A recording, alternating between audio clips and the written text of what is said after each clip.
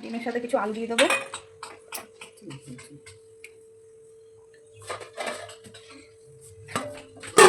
ডিমটা সিদ্ধ হতে থাকবে, আমি মশলাটা বেটে নেব।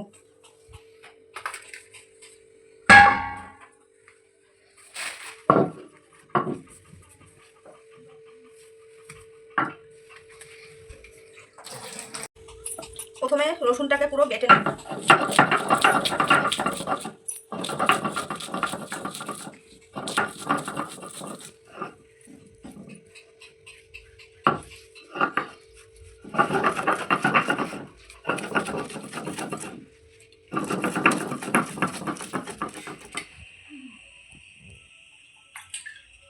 এবার লঙ্কা আর আদাটাকে বেটে নেব। রসুন বাটা হয়ে গেছে।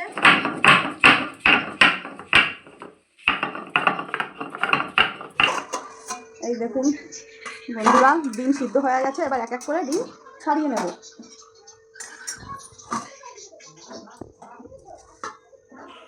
কড়াই গরম হয়ে গেছে, এবার তেল দিয়ে ডিমগুলোকে ভেজে নেব।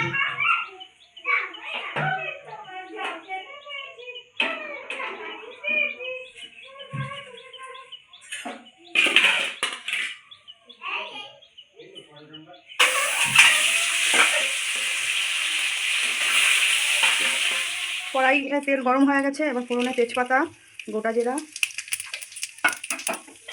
ভালো করে দিয়ে নাড়িয়ে নেব।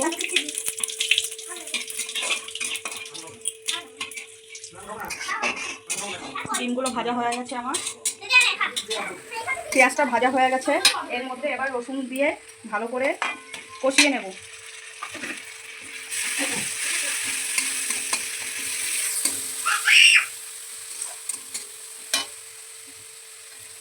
আদা বাটা, লঙ্কা বাটা একসাথে বেটে রেখেছি, সেটা দিয়ে দেবো। জিরার গুঁড়ো, টমেটো কুচি,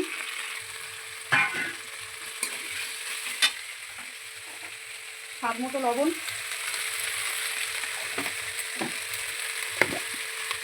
হলুদ গুঁড়ো দিয়ে ভালো করে মশলাটা কষিয়ে নেব।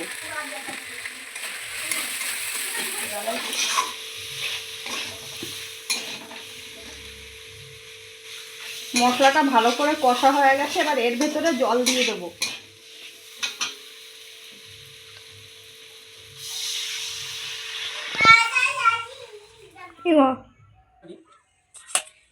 খেয়ে বলো কেমন হয়েছে।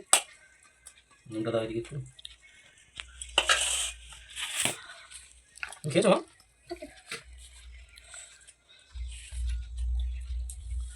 কিসের ডিম এটা? হাঁসের ডিম রান্না করেছি। কুসুমটা দেখো কি সুন্দর হলো।